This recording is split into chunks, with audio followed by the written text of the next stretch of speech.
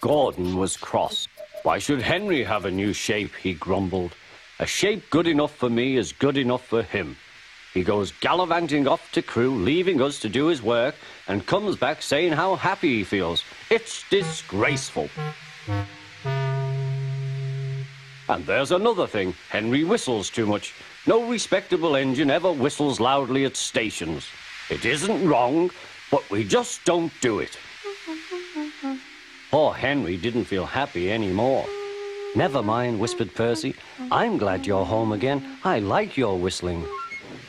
Goodbye, Henry, called Gordon. We're glad to have you with us again, but remember what I said. Later, Henry stopped at Edward's station. Hello, Henry, said Edward. You look splendid. I was pleased to hear your happy whistle yesterday. Thank you, Edward, smiled Henry. Shh, shh. Can you hear something? It sounds like Gordon, said Edward, and it ought to be Gordon. But Gordon never whistles like that. It was Gordon. He came rushing down the hill at a tremendous rate. He didn't look at Henry, and he didn't look at Edward. He screamed straight through the station and disappeared. Well, said Edward. It isn't wrong, chuckled Henry, but we just don't do it. And he told Edward what Gordon had said.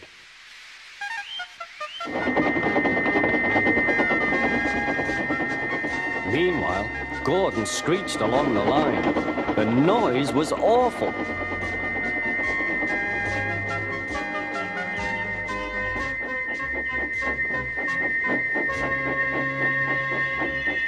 At the station, everyone held their ears. The Fat Controller held his ears too. Take him away, he bellowed, and stop that noise! Gordon puffed sadly away, but he wouldn't stop whistling until two fitters climbed up and knocked his whistle valve in place. That night, Gordon slunk into the shed. He was glad it was empty. It isn't wrong, murmured Henry to no one in particular, but we just don't do it. No one mentioned whistles. Next morning, Henry was enjoying himself enormously. I feel so well, he sang. Trickety-trock, hummed his coaches. Then he saw some boys on a bridge. Peep, peep, hello, he whistled. Oh, he called. The boys didn't wave and take his number. They thought it fun to drop stones on him instead. They've broken our glass! They've broken our glass! Sobbed the coaches. The passengers weren't hurt, but they were cross. Call the police. No, said the driver. Leave it to Henry and me. What will you do, they asked. Can you keep a secret? Yes, yes. Well then, said the driver. Henry is going to sneeze at those boys.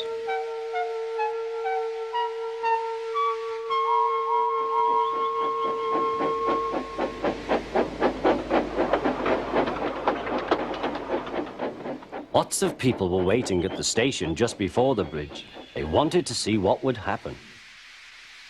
Henry has plenty of ashes, said the driver. Please keep all windows shut till we have passed the bridge. Henry is as excited as we are, aren't you, old fellow? Henry was feeling stuffed up. Soon they could see the boys, and they all had stones. Are you ready, Henry, said his driver. Sneeze hard when I tell you. Now, he said. Atoosh-oo!